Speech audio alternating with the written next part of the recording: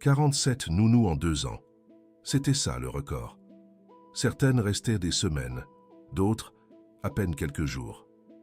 L'une d'elles, particulièrement mémorable, n'avait tenu que 4 heures, avant de s'enfuir en courant de l'hôtel particulier, en hurlant que l'enfant était possédé par des démons. L'enfant en question était une petite fille de 5 ans, prénommée Léa. Elle avait les yeux sombres de son père et les traits délicats de sa mère décédée. Il se trouvait aussi qu'elle était complètement sourde. Mais ce n'était pas la raison pour laquelle les nounous partaient sans cesse. Si jamais vous vous êtes senti invisible, si jamais vous avez crié dans le vide sans entendre la moindre réponse, alors cette histoire vous brisera le cœur, avant de le réparer. Antoine Dubois était assis dans son bureau, fixant la lettre de démission qu'il tenait entre les mains. La 47e nounou avait tenu 3 semaines. Un nouveau record, en réalité. La lettre était professionnelle, polie. Mais entre les lignes, le message était clair. Votre fille est impossible. Je ne peux pas l'aider. Personne ne le peut. Antoine Dubois froissa le papier et le jeta à travers la pièce. Sa fille n'était pas impossible. Elle était juste différente. Elle expérimentait le monde d'une manière que les personnes entendantes ne pouvaient pas comprendre. Elle ressentait les vibrations au lieu des sons. Elle lisait les visages au lieu des mots. Elle vivait dans un silence si profond que la plupart des gens trouvaient cela terrifiant. Mais Antoine ne trouvait pas cela terrifiant. Il trouvait ça beau. Le problème était qu'il ne pouvait pas être là à chaque instant de chaque jour. Diriger Dubois Entreprise exigeait son temps. Des réunions, des conférences, des décisions qui affectèrent des milliers d'employés sur 3 continents. Et Léa avait besoin de quelqu'un qui puisse combler le fossé entre son monde silencieux et le monde bruyant extérieur. Il décrocha le téléphone et appela son assistante. « Organisez une nouvelle série d'entretiens, dit-il. Je veux des candidates ayant de l'expérience dans l'éducation des enfants sourds. La maîtrise de la langue des signes est obligatoire. Et cette fois, filtrée en fonction de la patience. J'en ai assez des gens qui abandonnent. »« Oui, monsieur, » répondit son assistante. « Mais monsieur, si je peux me permettre, nous avons épuisé toutes les agences qualifiées de la ville. Peut-être devrions-nous envisager une approche alternative. » »« Quel genre d'alternative ? Il y a une femme. Elle travaille à la cuisine. Elle est au service de la maison depuis 6 mois. J'ai remarqué que mademoiselle Léa semble plus calme en sa présence. » Antoine fronça les sourcils. « Une employée de cuisine ? Elle s'appelle Clara Moreau. Elle a 26 ans. Pas de formation officielle en études de la surdité. Mais elle a appris la langue des signes pour communiquer avec son jeune frère, qui est né sourd. Elle est peu conventionnelle, mais elle pourrait valoir la peine d'être considérée. » Antoine resta silencieux pendant un long moment. Une pauvre aide de cuisine sans diplôme. Cela allait à l'encontre de tous ses instincts d'homme d'affaires. On engage des experts, des spécialistes, des personnes avec des diplômes et des certifications. Mais 47 experts avaient échoué. « Faites-la venir dans mon bureau, » dit-il. « Je veux la rencontrer. Cette histoire touche déjà les cœurs du monde entier.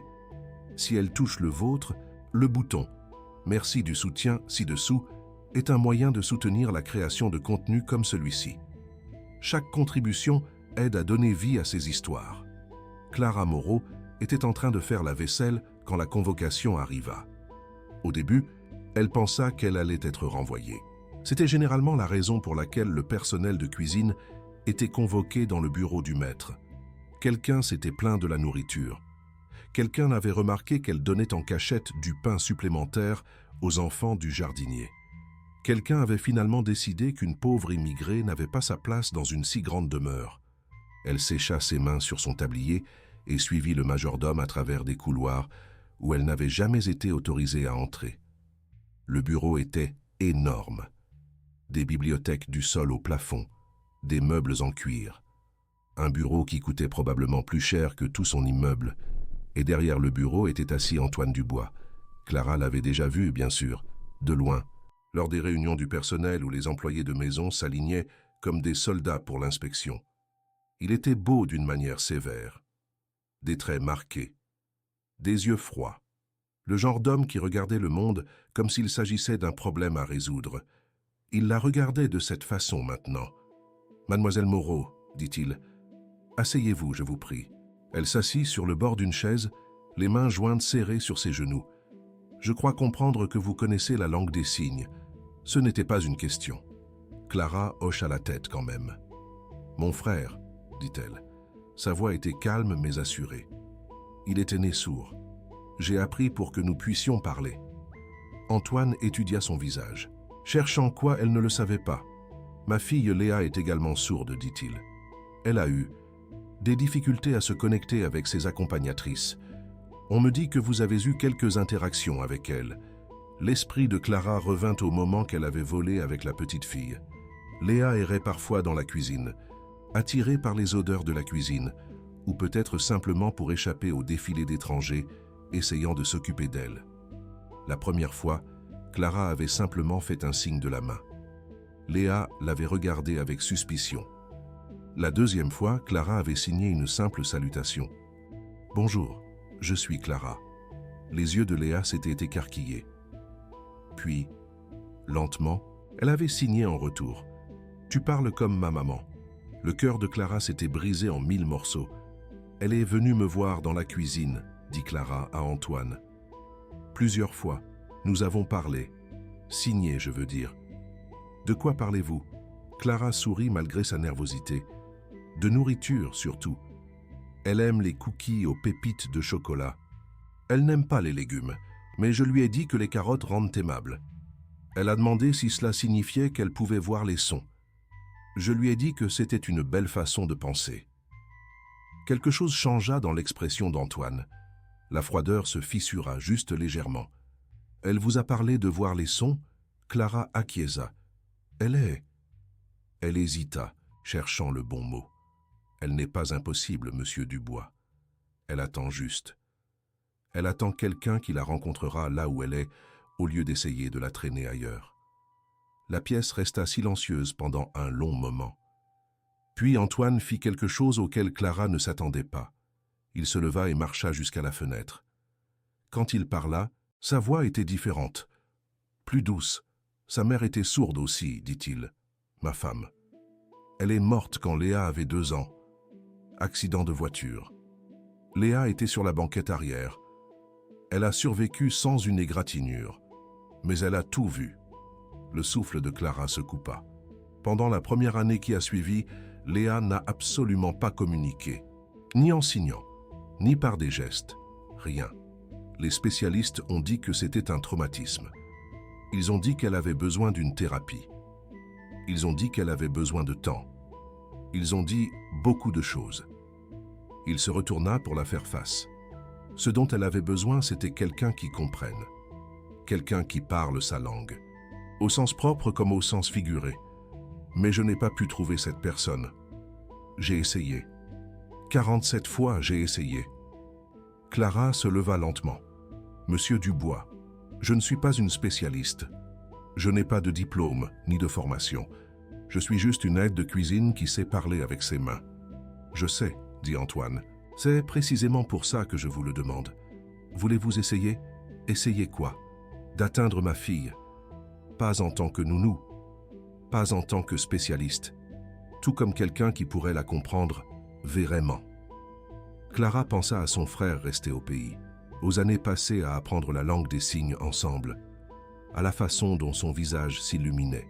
Quand quelqu'un prenait la peine de communiquer dans son monde, au lieu d'exiger qu'il rejoigne le leur, elle pensa à Léa, cette petite fille magnifique, silencieuse et méfiante, qui lui avait demandé si elle pouvait voir les sons. « Oui, » dit-elle, « je vais essayer. » La première semaine fut un désastre total. Léa ne voulait rien avoir à faire avec ce nouvel arrangement. Elle avait été brûlée trop de fois par des étrangers qui promettaient de l'aider et disparaissaient ensuite. Elle se cachait dans les placards. Elle refusait de manger.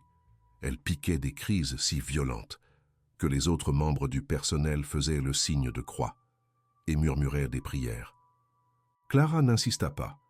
Elle existait simplement dans l'espace de Léa, s'asseyait devant la porte du placard, signant des histoires à personne, laissait de petits cadeaux, un cookie aux pépites de chocolat, une plume qu'elle avait trouvée dans le jardin.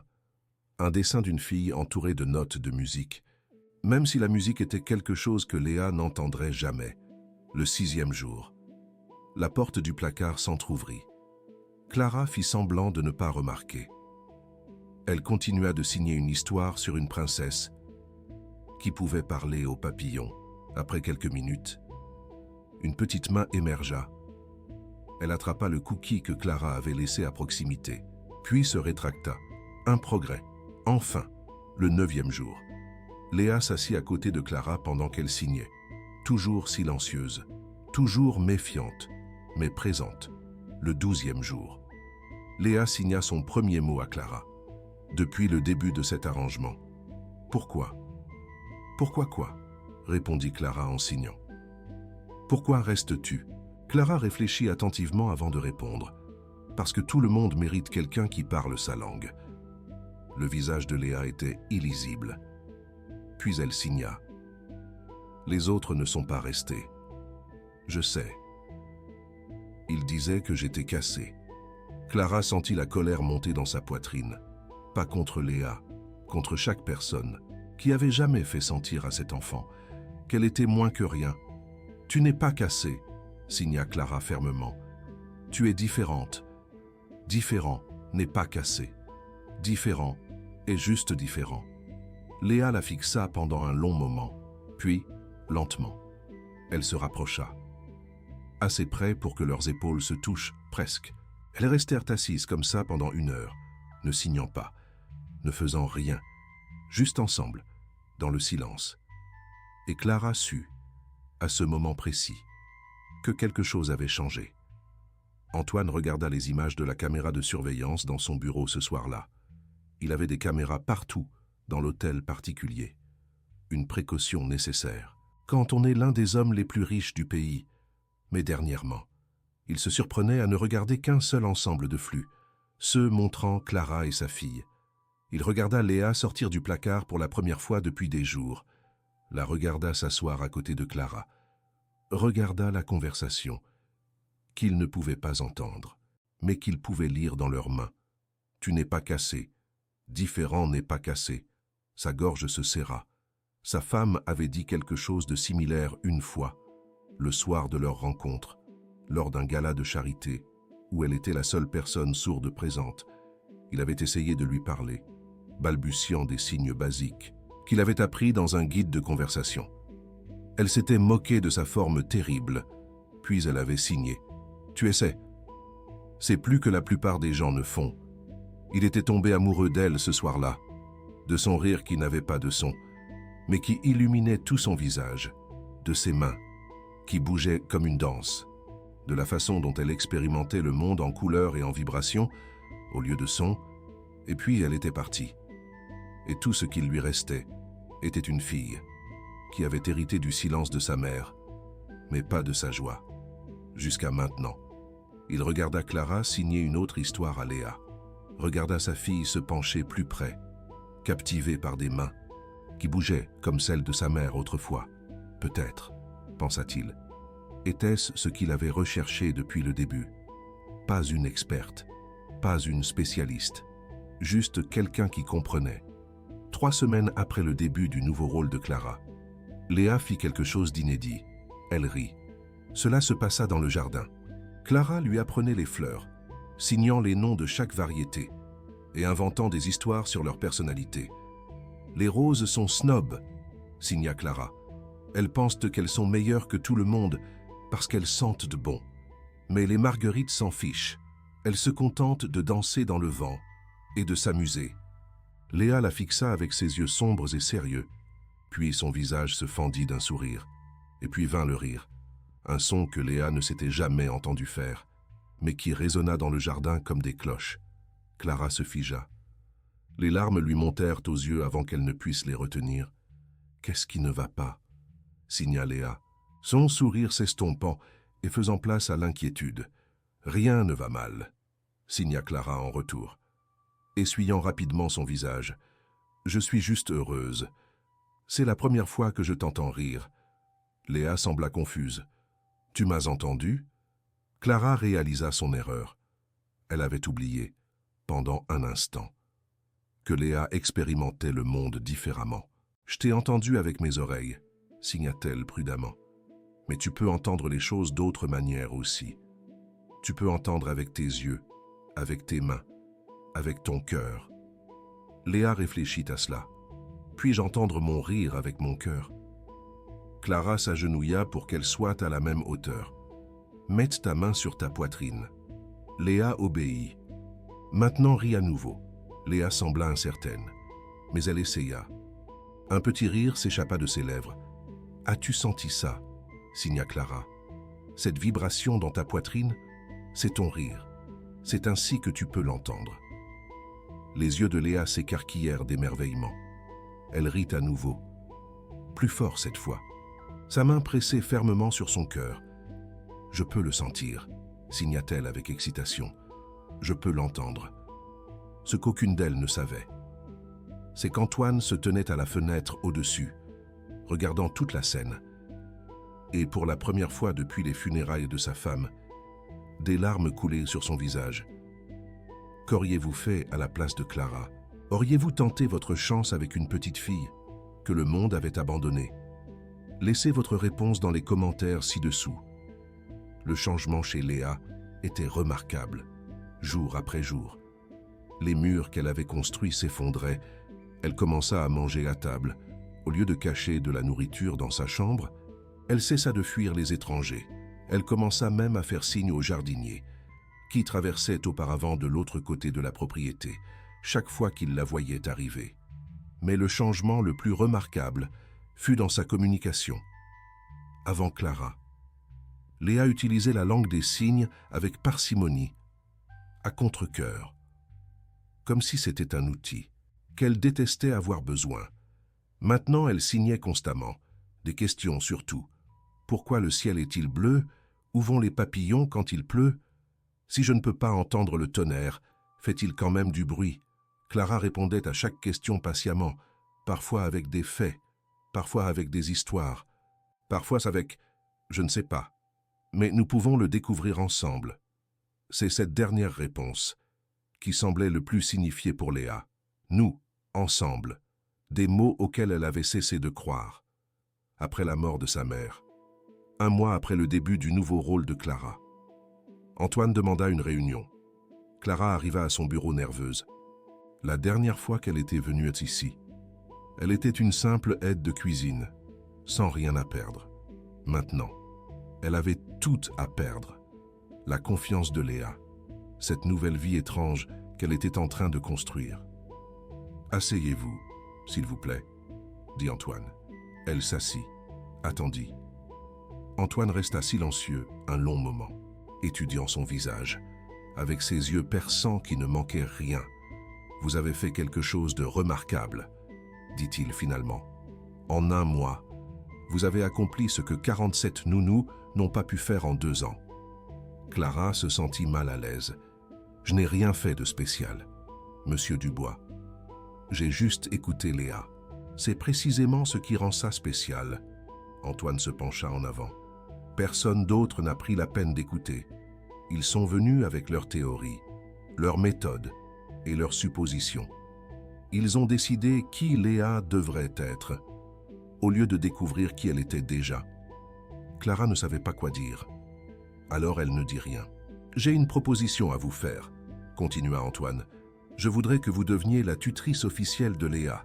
Pas une nounou, pas une gardienne, une tutrice, quelqu'un ayant l'autorité de prendre des décisions concernant son éducation, sa santé, son bien-être. » Clara retint son souffle. « Monsieur Dubois, je suis juste une aide de cuisine. Je n'ai pas les qualifications. Vous avez quelque chose de mieux. Vous avez sa confiance. » La voix d'Antoine se fit plus douce. « Ma fille n'a fait confiance à personne depuis la mort de sa mère, ni à ses grands-parents, ni aux spécialistes, pas même à moi, la plupart du temps. Mais elle vous fait confiance. À vous. » Clara sentit les larmes la menacer à nouveau. Elle les chassa. « Il y aurait des conditions. »« Bien, sœur, » dit Antoine. « Vous devriez poursuivre vos études, vous renseigner sur la culture et l'histoire des sourds, étudier le développement de l'enfant, Je paierai pour tout. Et votre salaire augmenterait considérablement. Clara pensa à son petit appartement, à son frère, resté au village, qui avait besoin de médicaments qu'elle pouvait à peine se permettre, à sa mère, qui faisait les 2-8 dans une usine. C'était plus que ce dont elle avait jamais rêvé, mais quelque chose la retenait. « Monsieur Dubois, dit-elle lentement, j'ai besoin de vous demander quelque chose d'abord. Je vous écoute. Pourquoi moi? La vraie raison. Vous êtes l'un des hommes les plus riches du pays. Vous pourriez engager n'importe qui, les meilleurs éducateurs spécialisés au monde. Pourquoi une aide de cuisine sans diplôme? Antoine resta silencieux un long moment. Parce que, dit-il finalement, vous me rappelez ma femme. Clara se figea. Pas physiquement, précisa rapidement Antoine, mais la façon dont vous êtes avec Léa, la façon dont vous la rencontrez dans son monde au lieu d'exiger qu'elle vienne dans le vôtre. Ma femme était comme ça. Elle disait toujours qu'être sourd n'était pas un handicap. C'était juste une façon différente de vivre le monde. Elle m'a fait croire ça. Sa voix se brisa légèrement. Quand elle est morte, j'ai oublié. Je me suis tellement concentré sur le fait de réparer Léa que j'ai oublié qu'elle n'avait pas besoin d'être réparée. Elle avait juste besoin d'être comprise. Clara hocha lentement la tête. Elle avait l'air d'être une femme incroyable. Elle l'était. Et vous aussi, mademoiselle Moreau. Des circonstances différentes, des vies différentes, mais le même don. Clara prit une profonde inspiration. Elle pensa à Léa, à la façon dont la petite fille avait commencé à courir pour la saluer tous les matins, aux questions qui ne s'arrêtaient jamais, aux rires qui résonnaient dans le jardin comme des cloches. « J'accepte, » dit-elle. Le visage d'Antoine s'illumina de ce qui aurait pu être un sourire.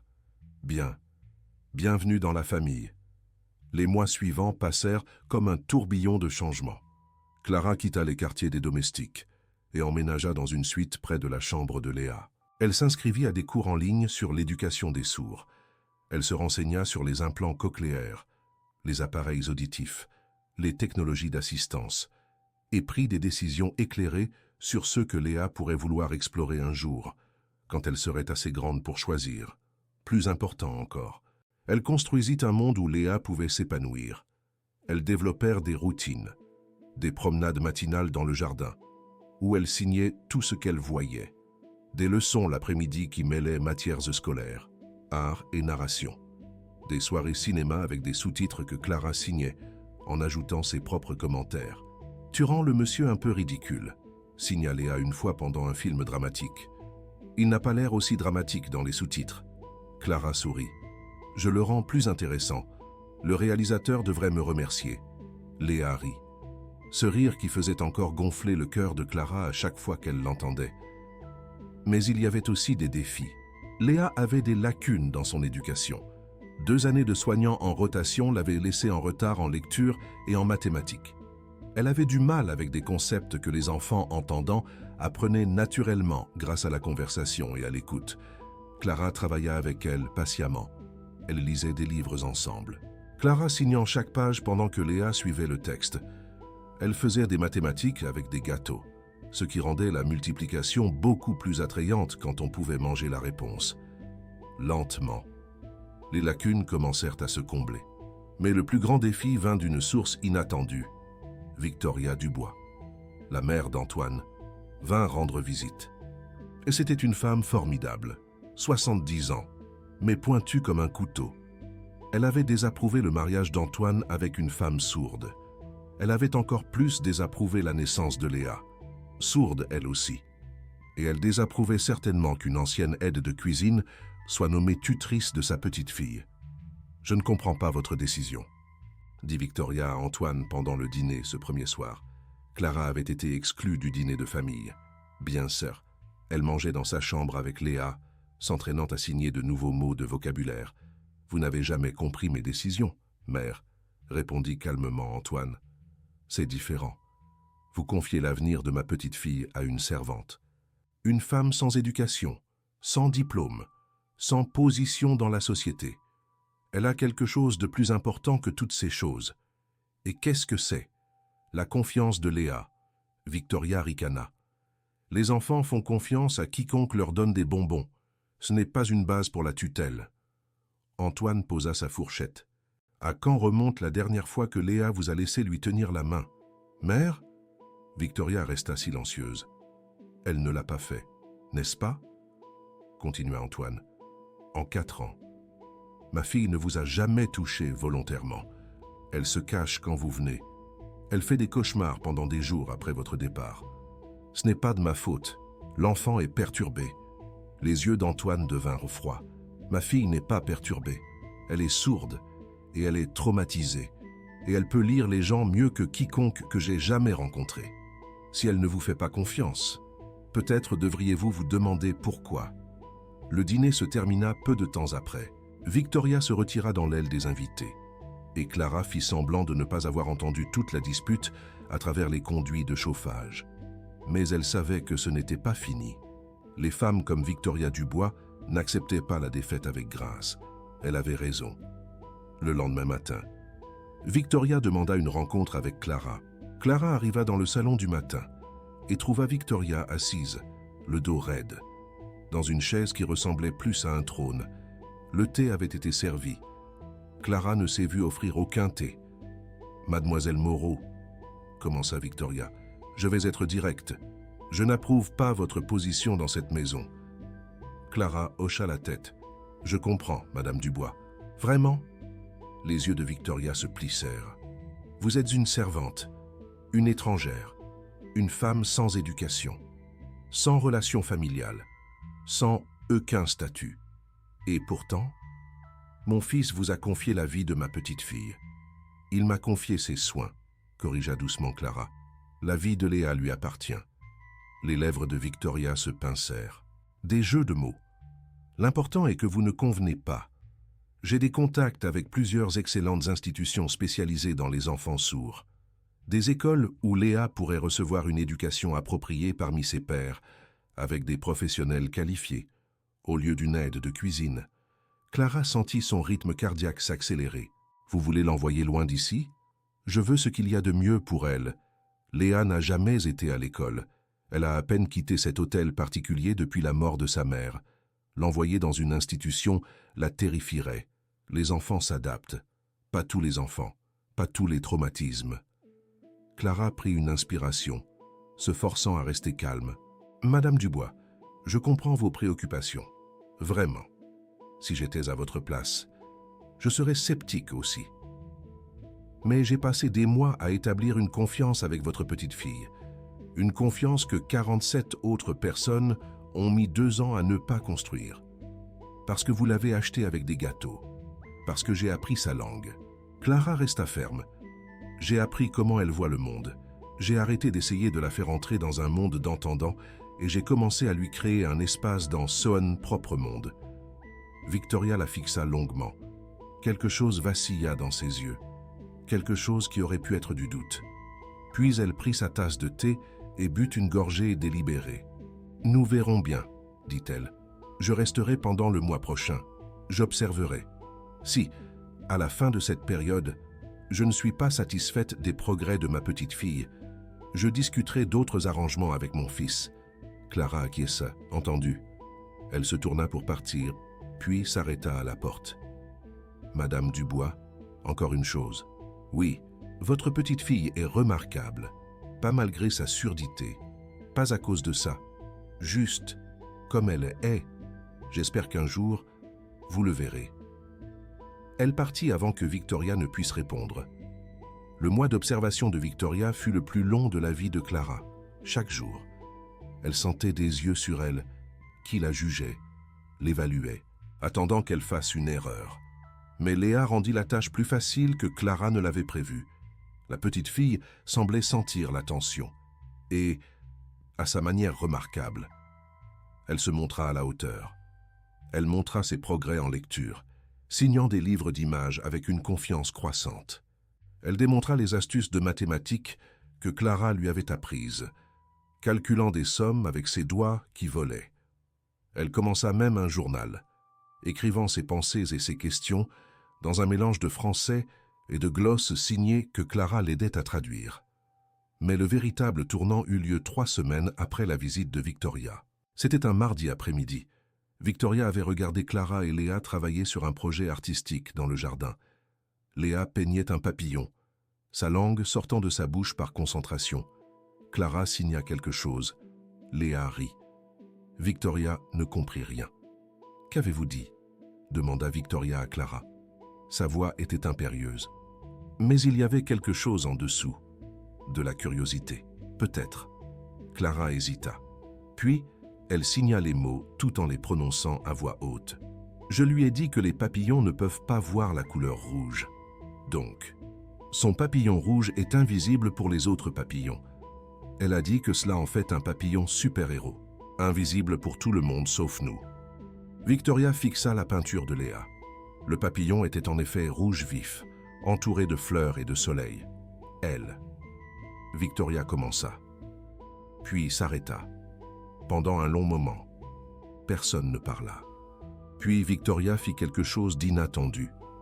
Elle se dirigea vers l'endroit où Léa était assise, lentement, prudemment, comme si elle approchait un animal sauvage qui pourrait s'enfuir à tout moment. Léa leva les yeux, son expression étant prudente. Victoria se pointa du doigt. Puis elle fit un signe que Clara reconnut instantanément. Le signe pour grand-mère. Les yeux de Léa s'écarquillèrent. Victoria tenta un autre signe. Papillon. C'était maladroit. Gauche. Les doigts dans les mauvaises positions. Mais Léa comprit. La petite fille fixa sa grand-mère pendant un long moment. Puis, lentement, elle tendit la main et ajusta les doigts de Victoria dans la bonne position. Comme ça, signa Léa. Victoria essaya à nouveau, mieux cette fois. Et puis Léa fit quelque chose qu'elle n'avait jamais fait auparavant. Elle prit la main de sa grand-mère, doucement, brièvement, mais indubitablement. Les yeux de Victoria se remplirent de larmes. Clara regarda à distance, sa propre vision se brouillant. Elle comprit ce qui venait de se passer. Victoria avait cessé d'essayer de changer Léa. Elle avait commencé à essayer de la comprendre. C'était un petit pas, mais c'était toute cette nuit-là. Victoria trouva Clara dans le couloir. « Mademoiselle Moreau, » dit-elle. Sa voix était différente, plus douce. « Je vous dois des excuses. » Clara cligna des yeux. « Madame Dubois, vous n'avez pas besoin de vous excuser. »« Si. » Victoria redressa le dos, mais ses yeux étaient vulnérables. « J'ai passé 4 ans à blâmer ma petite fille d'être différente. Je me suis dit que c'était par souci de son avenir. Mais c'était de la peur de ce que je ne comprenais pas. » Clara hocha lentement la tête. « Vous m'avez montré, » continua Victoria, « que la compréhension est un choix. Je vous ai regardé le choisir chaque jour pendant 3 semaines. Et aujourd'hui, quand j'ai essayé de faire ce choix moi-même, ma petite fille m'a tenu la main pour la première fois. » Clara sourit. « Elle vous a tenu la main parce que vous avez essayé. C'est tout ce qu'elle a toujours voulu. Que les gens essaient. » Victoria resta silencieuse pendant un moment. Puis elle dit, « Je ne recommanderai pas d'autres arrangements à mon fils. Vous êtes exactement là où vous devriez être, Mademoiselle Moreau. Et moi, je suis reconnaissante. » Elle s'éloigna avant que Clara ne puisse répondre. Mais Clara comprit. Certaines personnes montraient leur amour par de grands gestes. Victoria Dubois le montrait par de petites concessions. Et c'était la plus grande concession qu'elle ait jamais faite. Le lendemain matin, Antoine trouva Clara dans le jardin. « Ma mère m'a parlé hier soir, » dit-il. « Elle m'a dit qu'elle avait tort à votre sujet. » Clara leva les yeux des fleurs qu'elle soignait. Elle n'a pas souvent tort, n'est-ce pas? Jamais, admit Antoine avec un soupçon de sourire. Ce qui rend cela particulièrement important. Clara rit doucement. Je n'ai rien fait de spécial. J'ai juste donné à Léa l'espace pour être elle-même. Votre mère a vu ça. Vous avez fait plus que ça. Antoine s'assit sur le banc à côté d'elle. Vous avez tout changé. Pas seulement pour Léa, pour toute ma famille.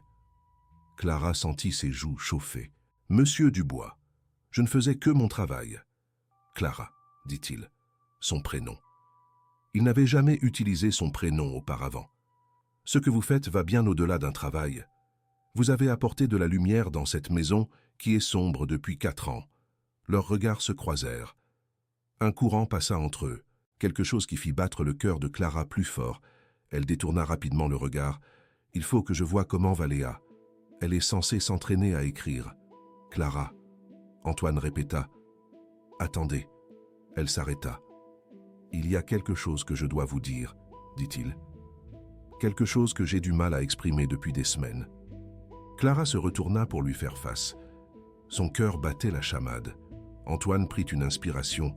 « Quand ma femme est décédée, je pensais que je ne ressentirais plus jamais rien. Je me suis enterré dans le travail, dans la recherche de quelqu'un pour aider Léa, dans tout ce qui m'empêcherait d'affronter le vide. » Clara acquiesça, attendant. « Et puis vous êtes arrivé. Vous êtes entré dans la vie de ma fille et vous avez tout changé.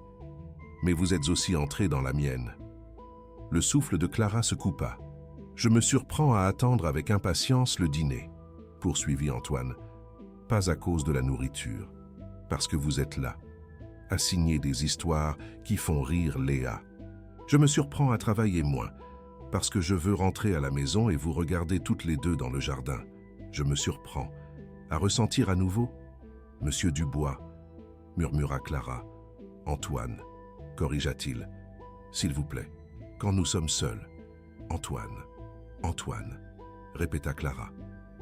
Ce nom lui semblait étrange sur la langue. Intime. « Je sais que ce n'est pas approprié, » dit Antoine. « Vous travaillez pour moi. Vous êtes la tutrice de ma fille. Il y a 1000 raisons pour lesquelles je ne devrais pas dire ce que je suis sur le point de dire. Alors peut-être que vous ne devriez pas le dire. Peut-être. Mais j'ai appris quelque chose ces 4 dernières années. La vie est courte. La tragédie ne vous avertit pas avant d'arriver. Et certaines choses valent la peine d'être tentées. » Il tendit la main et prit celle de Clara, délicatement, comme Léa avait pris la main de Victoria la veille. « Je tombe amoureux de vous, Clara Moreau, et je pense, peut-être, que vous tombez amoureuse de moi aussi. » Le cœur de Clara s'emballait. Chaque partie rationnelle de son cerveau hurlait des avertissements. C'était son employeur. C'était compliqué. Cela pouvait tout ruiner. Mais son cœur ne se souciait pas de la raison.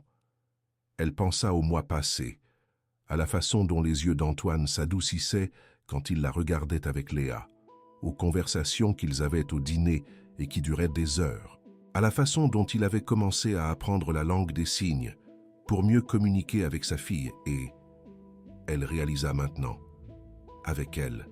« Je le suis, » admit-elle.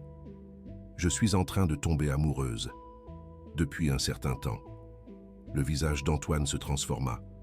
L'homme d'affaires acéré disparut. À sa place, il y avait un homme qui avait tout perdu et qui était terrifié à l'idée d'espérer à nouveau. « Je ne sais pas comment faire ça, » dit-il. « Je ne sais pas comment concilier le fait d'être votre employeur et d'être, quoi que nous puissions devenir. Mais je sais que je veux essayer, si vous le voulez bien. » Clara serra sa main. « Je le veux bien, » dit-elle. Et quelque part dans la maison, une petite fille regardait par la fenêtre, un sourire s'épanouissant sur son visage. Elle ne pouvait pas entendre ce qu'ils disaient, mais elle pouvait lire leur langage corporel. Elle pouvait voir la façon dont ils se regardaient. Elle pouvait sentir les vibrations de quelque chose qui changeait. Et pour la première fois depuis la mort de sa mère, Léa avait l'impression que peut-être, juste peut-être, elle pourrait retrouver une famille. Les mois suivants apportèrent plus de changements que Clara n'aurait jamais imaginé. Antoine et elle prirent les choses lentement. Des dîners après que Léa se soit endormie. Des promenades dans le jardin quand ils pouvaient voler un moment seuls. De longues conversations sur leur passé, leurs peurs, leurs espoirs pour l'avenir. Mais ils impliquèrent aussi Léa dans leur relation grandissante. Ils lui demandèrent sa permission. Ils s'assurèrent qu'elle comprenait. Ils la laissèrent fixer le rythme. La réaction de Léa fut étonnamment enthousiaste. « Est-ce que ça veut dire que Clara va rester pour toujours ?» signa-t-elle à son père un soir. Antoine s'agenouilla à sa hauteur. « Est-ce que tu aimerais ça ?» Léa acquiesça vigoureusement. « Je ne veux plus de nouvelles nounous. Je veux Clara. »« Toujours. » Antoine sourit. « Alors je ferai de mon mieux pour que Clara ait envie de rester. Toujours. » Léa jeta ses bras autour de lui. Puis elle courut vers Clara et la serra dans ses bras aussi. « Merci, signa-t-elle. Merci d'avoir appris à papa à être heureux à nouveau. » Les yeux de Clara se remplirent de larmes. Les fiançailles eurent lieu 6 mois plus tard. Antoine fit sa demande dans le jardin, au même endroit où Clara avait appris à Léa les papillons. Il s'agenouilla et signa la question, trébuchant sur certains mots, mais faisant passer le message. « Voulez-vous m'épouser? Voulez-vous être ma femme? Voulez-vous être la mère de Léa ?» Clara dit oui. Aux 3 questions. Léa était la demoiselle d'honneur au mariage. Elle descendit l'allée en jetant des pétales et en souriant à tout le monde, signant des salutations aux invités qui comprenaient et saluant ceux qui ne comprenaient pas. Victoria était là aussi, assise au premier rang. Elle prenait des cours de langue des signes depuis des mois. Elle faisait encore des erreurs, mais elle essayait. Et c'était ce qui importait. La cérémonie fut célébrée à la fois en français parlé et en langue des signes française, afin que Léa puisse comprendre chaque mot. L'officiant, qui avait appris la langue des signes spécifiquement pour cet événement, signa les vœux tout en les prononçant. Chaque invité reçut un programme comprenant des signes de base pour « Je t'aime »,« Félicitations » et « Famille ». Lorsque l'officiant demanda si Clara prenait Antoine pour époux, elle dit oui avec sa voix et le signa avec ses mains. Antoine fit de même lorsqu'on lui demanda s'il prenait Clara. Sa capacité à signer s'était considérablement améliorée au cours de l'année écoulée. Il faisait encore des erreurs parfois, mais il essayait, et c'était ce qui importait. Avant qu'ils n'échangent leurs alliances, Antoine fit quelque chose qui n'était pas prévu lors de la répétition. Il se tourna vers Léa et s'agenouilla. « Léa », signa-t-il, ses mains fermes malgré l'émotion dans ses yeux. « Je ne me marie pas seulement avec Clara aujourd'hui. Je promets d'être le meilleur père possible, de toujours essayer de te comprendre, de toujours m'assurer que tu sais combien tu es aimé. » Les yeux de Léa se remplirent de larmes. Elle jeta ses bras autour de son père.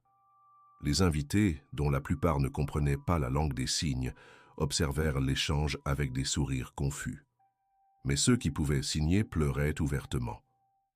Lorsque l'officiant demanda s'il y avait des objections, Léa signa. « Seulement s'ils ne promettent pas de me laisser manger du gâteau au chocolat à la réception. » Les invités qui comprenaient éclatèrent de rire. Antoine signa en retour « Je promets ».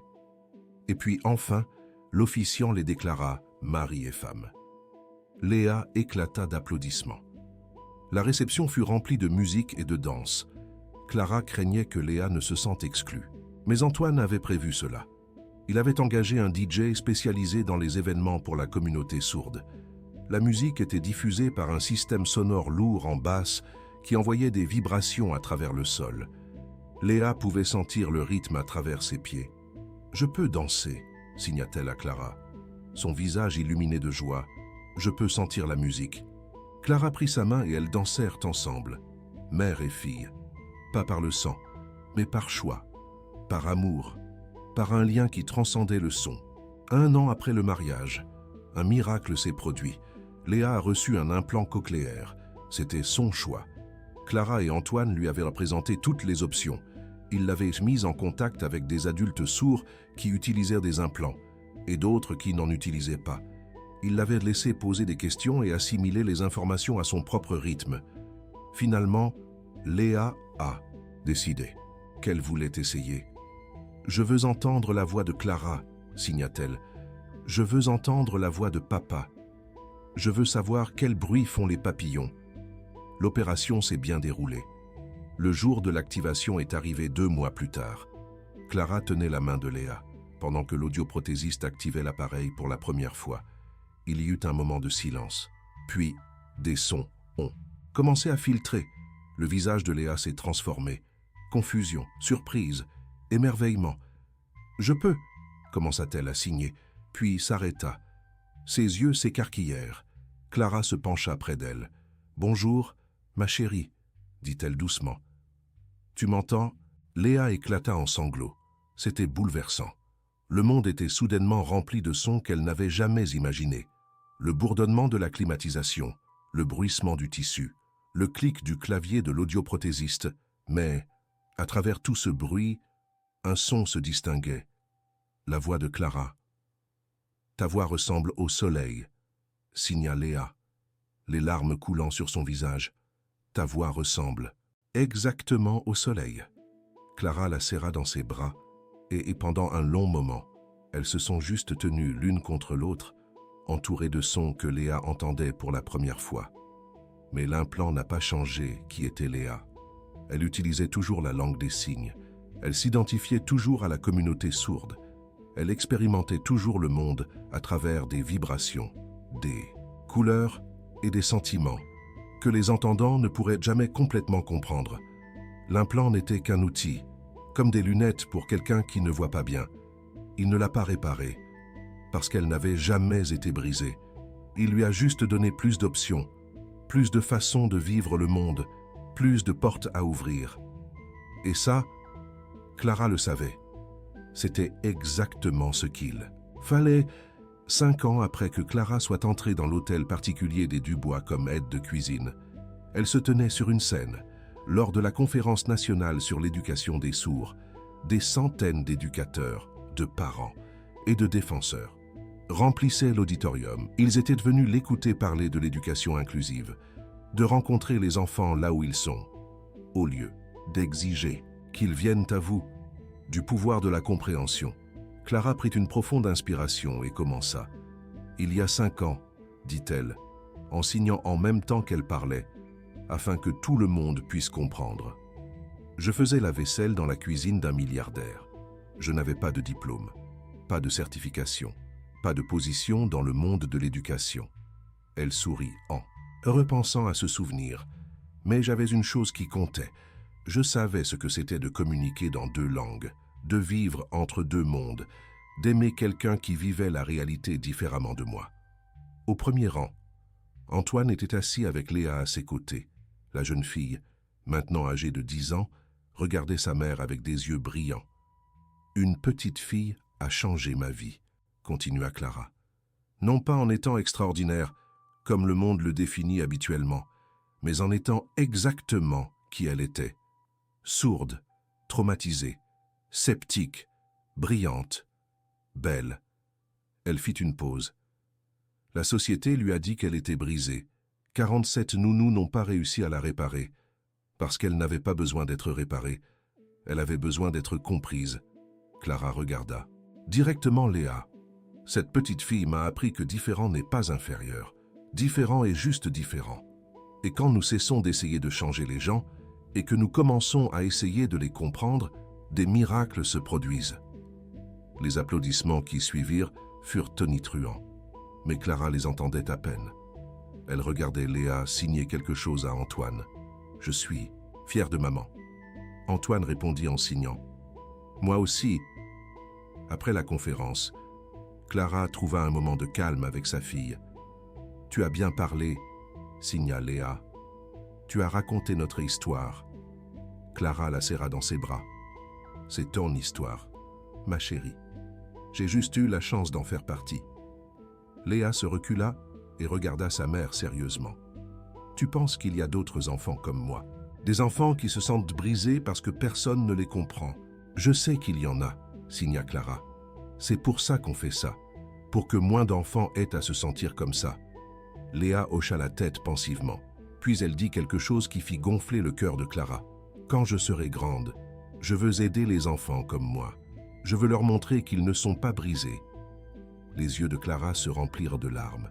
« Tu le fais déjà, ma chérie. » Chaque jour, la famille Dubois s'était agrandie depuis ce premier jour dans la cuisine, 2 ans après l'activation de l'implant cochléaire. Clara donna naissance à leur premier enfant ensemble, un garçon qu'ils appelèrent Daniel. La grossesse avait été inattendue. Clara avait 33 ans à ce moment-là, et elle avait depuis longtemps accepté que sa famille soit complète. Antoine, Léa, la vie qu'ils avaient été construite ensemble. Mais l'univers avait d'autres plans. Quand Clara annonça la nouvelle à Antoine, sa réaction la surprit. Il la souleva et la fit tournoyer dans le jardin, riant comme un homme 2 fois moins âgé. « Un autre miracle, » dit-il. « Tu continues d'apporter des miracles dans ma vie. » Mais c'est la réaction de Léa qui toucha le plus Clara. La jeune fille, de 10 ans, était assise à la table du petit déjeuner, quand Clara et Antoine lui annoncèrent la nouvelle. Clara s'était inquiétée de ce moment. Léa avait été enfant unique toute sa vie. Elle avait connu tellement de pertes, tellement de changements. Comment allait-elle gérer la nouvelle d'un frère ou d'une sœur? Léa fixa le ventre de Clara pendant un long moment. Son expression était illisible. Puis elle signa « Est-ce que le bébé sera sourd comme moi ?» Clara s'agenouilla pour être à sa hauteur. « Je ne sais pas, ma chérie. Le bébé pourrait entendre. Le bébé pourrait ne pas entendre. Dans tous les cas, le bébé sera parfait. » Léa y réfléchit, puis elle signa « Si le bébé est sourd, je lui apprendrai tout. Comment ressentir la musique, comment voir les sons, comment être fier. » Les yeux de Clara se remplirent de larmes. « Et si le bébé entend ?» Léa sourit. « Alors je lui apprendrai la langue des signes, pour que nous puissions avoir des conversations secrètes que personne d'autre ne comprendra. » À partir de ce moment-là, Léa était obsédée par l'idée d'être la meilleure grande sœur possible. Elle lisait des livres sur les bébés. Elle s'entraînait à signer des berceuses. Elle a même demandé à Victoria de l'aider à tricoter une petite couverture. La couverture était grumeleuse, inégale et absolument parfaite. Daniel est né par une chaude matinée de printemps. Il est venu au monde en hurlant, ce que les médecins ont dit être un bon signe. Léa fut la première personne autre que les parents à le tenir. Elle s'assit sur la chaise de l'hôpital, berçant son petit frère avec une tendresse qui fit pleurer toutes les personnes présentes dans la pièce. « Bonjour, Daniel », signa-t-elle, pendant que Clara traduisait à voix haute. « Je suis ta grande sœur, Léa. Je vais tout apprendre. » Daniel, il s'est avéré, pouvait parfaitement entendre, mais cela n'a rien changé. Fidèle à sa parole, Léa lui a appris la langue des signes avant qu'il n'apprenne à parler. Quand Daniel a eu 1 an, il pouvait signer « maman »,« papa »,« sœur »,« fin » et plus encore. Quand il a eu 2 ans, il signait des phrases complètes, avant même d'avoir 3 ans. Anil traduisait déjà pour sa grande sœur lors des réunions de famille, ses petites mains bougeant plus vite que la plupart des adultes ne pouvaient suivre. Léa avait maintenant un petit frère nommé Julien. Il avait 3 ans et entendait. Mais il avait appris la langue des signes avant même de parler. Pour lui, communiquer avec ses mains était aussi naturel que respirer. Les 2 enfants avaient leur propre langage, un mélange de signes, de mots prononcés et de gestes inventés que seulement eux comprenaient. Clara les regardait jouer ensemble et s'émerveillait de la façon dont les enfants s'adaptaient naturellement quand on leur en donnait la chance. Victoria venait régulièrement maintenant. Elle était devenue parfaitement bilingue en langue des signes et était la plus grande défenseur de Léa. Elle finançait des bourses pour les étudiants sourds et faisait des dons à des programmes de recherche. Elle était passée d'un obstacle à une alliée. « Les gens peuvent changer », dit-elle un jour à Clara. « Il faut juste la bonne personne pour leur montrer comment. » Clara y pensait souvent. Elle n'avait pas essayé de changer Victoria. Elle lui avait simplement montré une autre façon de voir le monde. Le reste avait été le choix de Victoria. C'était ça, la leçon. On ne pouvait pas forcer la compréhension aux gens. On ne pouvait que l'offrir. Ce qu'ils faisaient de cette offre leur appartenait. Léa a commencé le lycée à 14 ans. La décision concernant l'établissement où Léa irait à l'école avait été l'une des plus difficiles que Clara et Antoine aient jamais prises. Il existait des écoles spécialisées pour les élèves sourds, où Léa serait entourée d'autres personnes comme elle, où la langue des signes serait le principal mode de communication, où elle n'aurait jamais à s'expliquer ou à se sentir différente. Mais il existait aussi des écoles traditionnelles avec des programmes d'éducation pour sourds, où Léa apprendrait à naviguer à la fois dans le monde des entendants et dans celui des sourds, où elle ferait face à des défis, mais aussi à des opportunités. À la fin, ils ont laissé Léa choisir. « Je veux aller là où j'apprendrai à vivre dans les 2 mondes, » signa-t-elle, « parce que c'est ce que sera ma vie, les 2 mondes. » Clara n'avait jamais été aussi fière de sa fille. La transition n'a pas été facile. Léa a été confrontée à l'ignorance, et parfois à la cruauté, d'élèves qui ne comprenaient pas.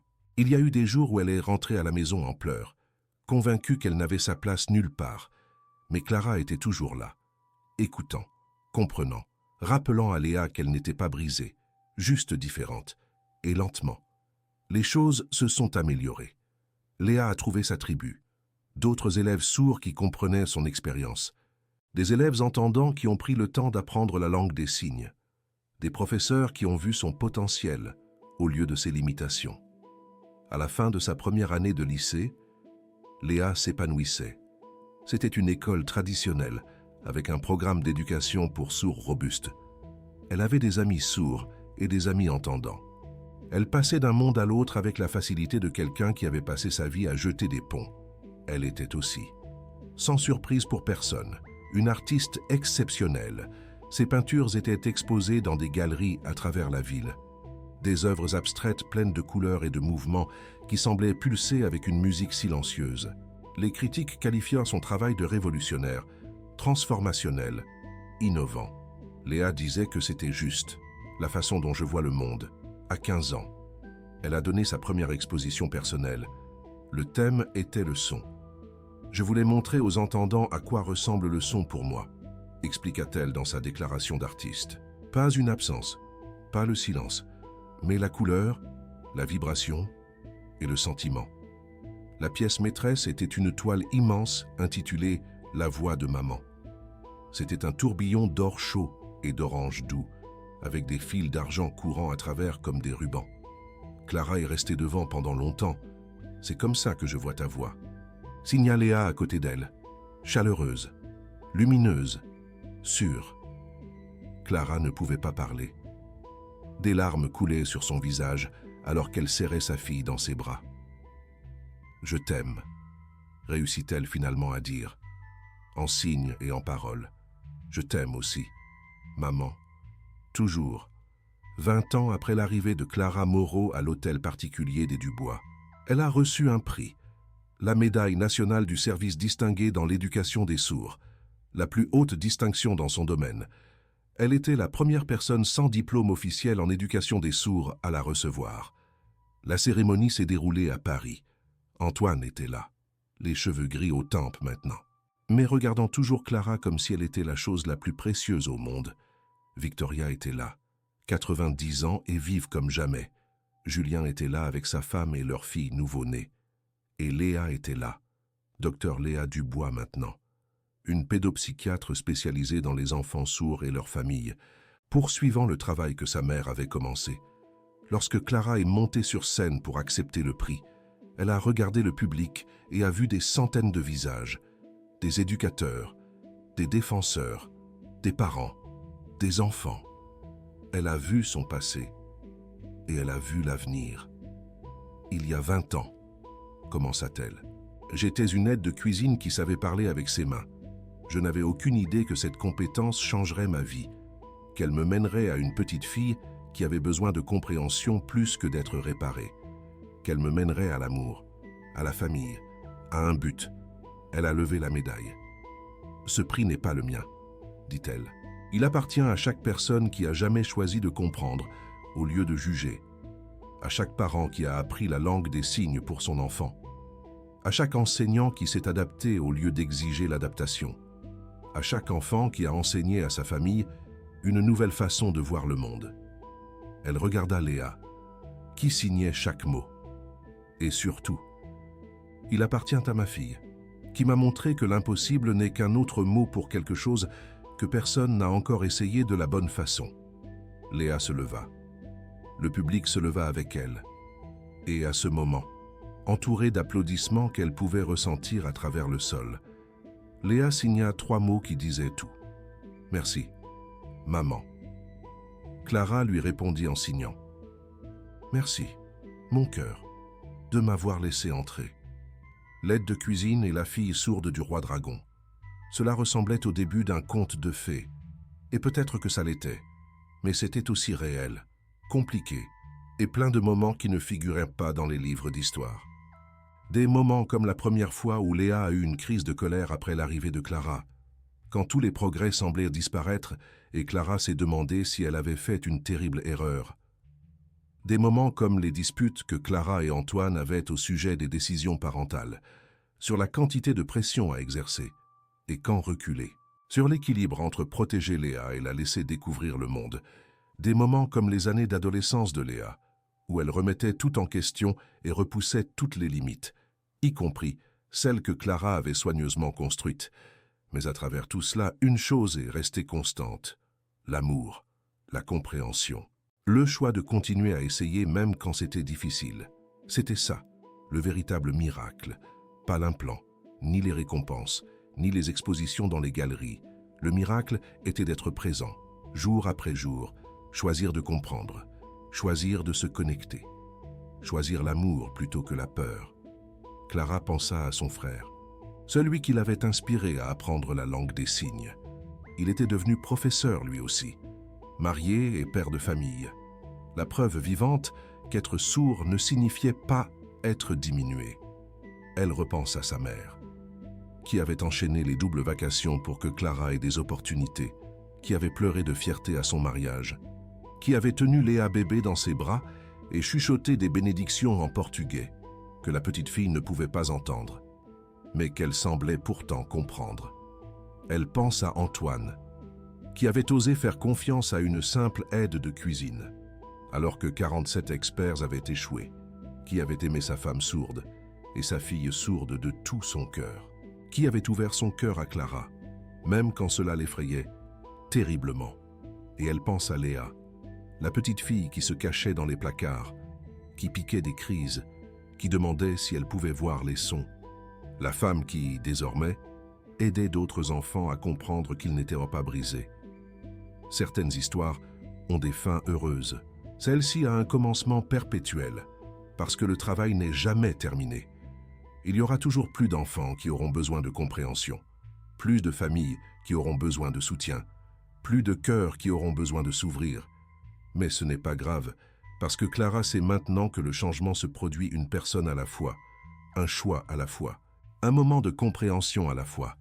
Et si une aide de cuisine a pu changer la vie de la fille sourde d'un roi dragon, alors n'importe qui peut changer le monde. Un petit geste de compréhension à la fois.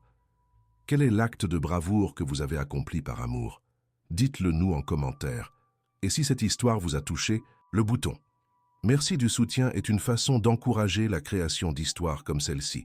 Chaque contribution aide à donner vie à ces récits d'espoir et de guérison. L'histoire de Clara et Léa est la preuve que l'amour parle plus fort que les mots, que la compréhension comble tous les fossés, que l'impossible n'est qu'un autre mot pour pas encore. Merci d'avoir regardé. À bientôt.